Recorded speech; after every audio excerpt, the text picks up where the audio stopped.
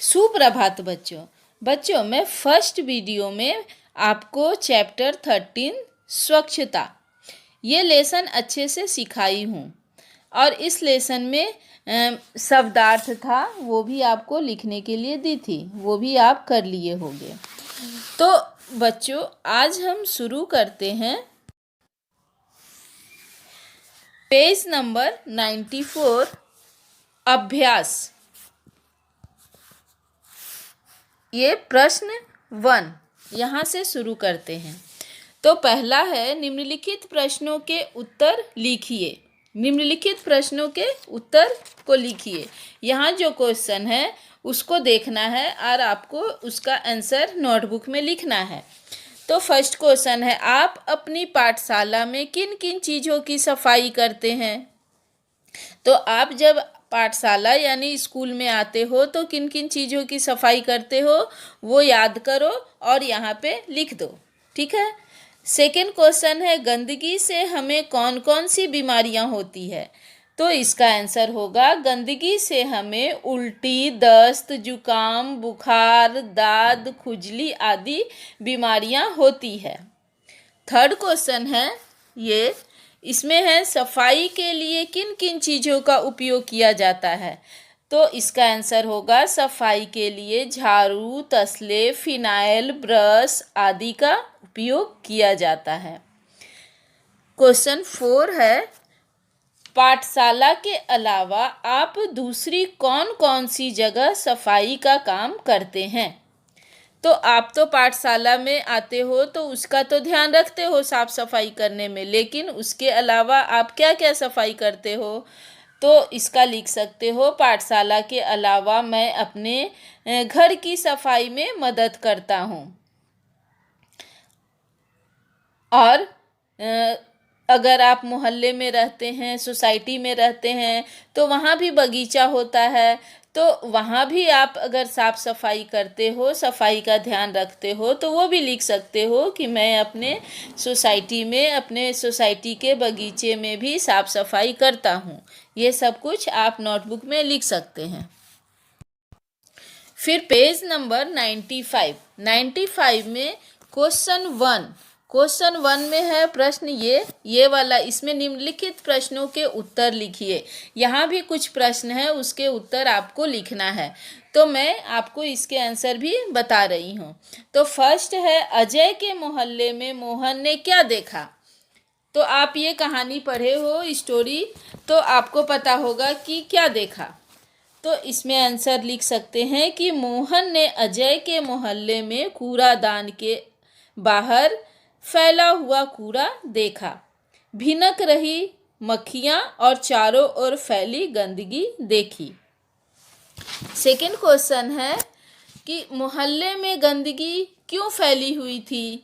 तो आंसर लिखिए इसका कि लोग कूड़ेदान में कूड़ा न डालकर सड़क पर ही डाल देते थे और सफाई की चिंता नहीं करते थे, इसलिए मोहल्ले में गंदगी फैली हुई थी।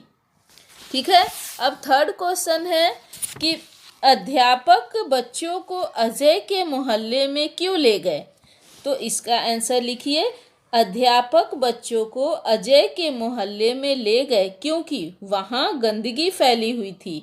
उसे बच्चों के द्वारा वे साफ करवाना चाहते थे।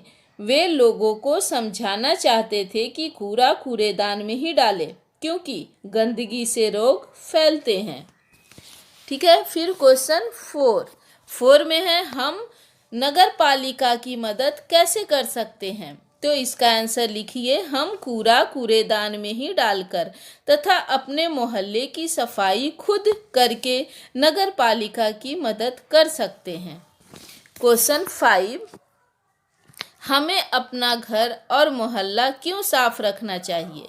आंसर लिखिए इसका, हमें अपना घर और मोहल्ला साफ रखना चाहिए क्योंकि गंदगी से अनेक रोग फैलते हैं। ठीक है। तो ये आंसर आपका कंप्लीट हो गया। अब क्वेश्चन टू। अब इसको क्या करना है, नीचे दिए गए विशेषणों का वाक्य में प्रयोग कीजिए। नीचे कुछ वाक्य दिया है, कुछ शब्द दिया है, उसको वाक्य में प्रयोग करके मतलब वाक्य बनाना है उसका। तो सबसे पहले उसका दिया है, एक उदाहरण दिया है, ये एग्जाम्पल एक दिया है सुंदर। तो सुंदर का वाक्य कैसे बनाए हैं, बाग में सुंदर फूल खिलते हैं। ठीक है, तो वाक्य में जो शब्द है वो आना चाहिए। तो सुंदर का हम बाग में सुंदर फूल खिलते हैं ऐसे वाक्य बनाएं। तो आपको इसी तरह से बनाना है। जैसे उसके बाद है अच्छा, तो अच्छा का वाक्य होगा विपुल अच्छा लड़का है। फिर थर्ड में है कोमल, ये कोमल, तो कोमल बगीचे में कोमल घास है। फिर कोमल के बाद है सफ़ेद, तो सफ़ेद का होगा मैदान में सफ़ेद गाय चरती है। कोमल के बाद लाल है, लाल है, तो लाल का वाक्य बनाइए सुरेखा ने लाल साड़ी पहनी है। ठीक है, तो इस तरह से आपको इसका वाक्य बनाना है। अब क्वेश्चन 3, इसको मैच करना है। जैसे देखिए यहाँ पे अ में है अंगों को काम से मिलाइए। यहाँ पे कुछ अंग के नाम लिखे हैं और यहाँ काम लिखा है, तो आपको इसके साथ इसको मैच करना है देखकर। ठीक है, तो देखिए सबसे पहले है कान से। कान से हम क्या करते हैं, तो गाना सुनते हैं, तो उसके साथ मैच कर दो। सेकंड है आँख से। आँख से क्या करते हैं, फिल्म देखते हैं। थर्ड है नाक से। नाक से क्या करते हैं, फूल सूंघते हैं। पैर से चलते हैं। इसी तरह से आप मैच करते जाओ। फिर फिफ्थ नंबर में है हाथों से। हाथों से बल्ला घुमाते हैं। 6 नंबर में है दांतों से खाना चबाते हैं। 7 में है मुंह से गाना गाते हैं। ठीक है, तो इस तरह से आप इसको मैच कर लो। ऐसे हम यहाँ पे मैच करके रखे हैं, वो भी आप देख लेना। ठीक है, अब ये ब, अब इसमें है सही मिलान को वाक्य में लिखिए और क्रिया को रेखांकित कीजिए। यहाँ पे जो आप ऊपर में देख रहे हो, ये सब इसको वाक्य में लिखना है। जैसे अभी हम वाक्य में मैच किए हैं ना, वैसे आपको पहले वाक्य लिख लेना है। ठीक है, अब उसके बाद इसमें जो क्रिया है, क्रिया किसको बोलते हैं, जो हम कुछ काम करते हैं उसको क्रिया बोलते हैं, तो उसके नीचे अंडरलाइन करना है। ठीक है, तो फर्स्ट में है हम कान से गाना सुनते हैं। हम कान से क्या करते हैं, गाना सुनते हैं क्रिया हुआ, तो सुनते हैं के नीचे अंडरलाइन करेंगे। जैसे यहाँ देखो अंडरलाइन किया है सुनते हैं के नीचे। ठीक है, उसी तरह से आपको सब करना है। सेकंड है हम आँख से फिल्म देखते हैं, तो देखते हैं इसमें क्रिया होगा, इसलिए देखते हैं के नीचे अंडरलाइन करना है। फिर थर्ड में है हम नाक से फूल सूंघते हैं, तो क्रिया का क्या है इसमें, सूंघते हैं, तो सूंघते हैं के नीचे अंडरलाइन करो। फिर फोर्थ हम पैर से चलते हैं। हम पैर से क्या करते हैं, चलते हैं, तो चलते हैं क्रिया हुआ, तो चलते हैं के नीचे अंडरलाइन करो।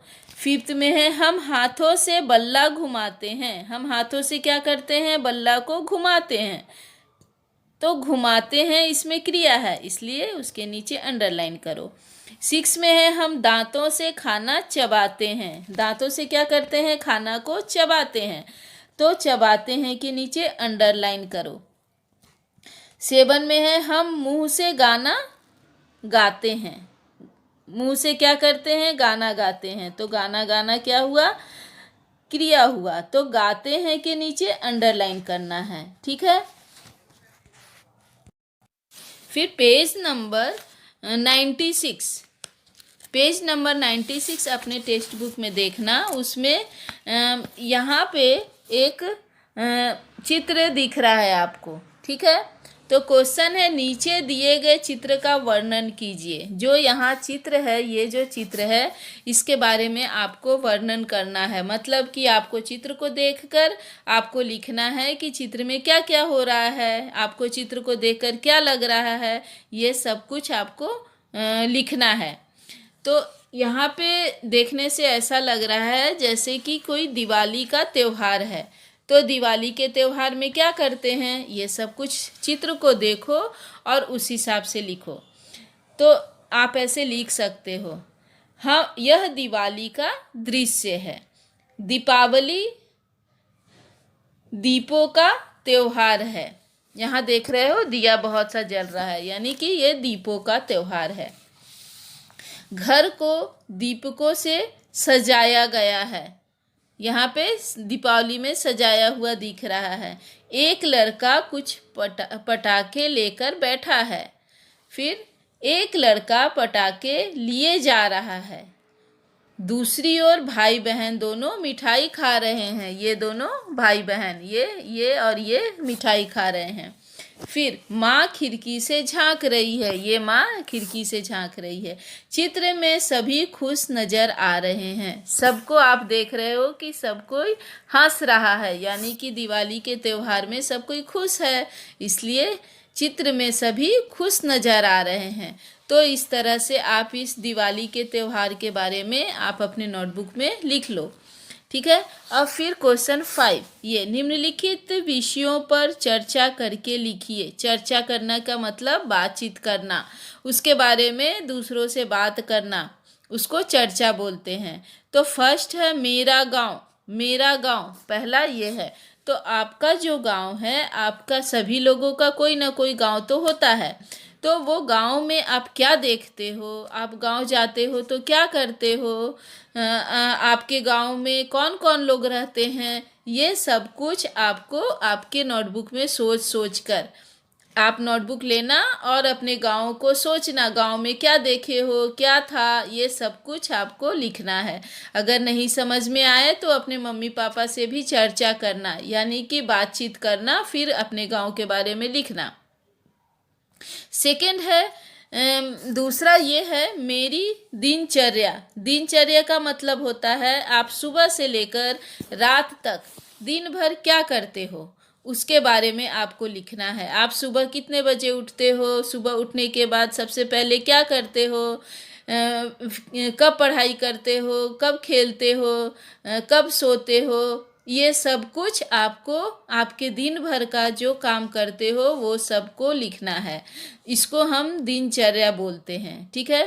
तो इस तरह से आपको ये दोनों होमवर्क में HW में ये करना है। ठीक है। तो हमारा लेसन यहीं पे ख़त्म होता है। आप ये सब कुछ जो भी अभी सिखाए सब आपको आपके नोटबुक में लिखना है। Okay, bye.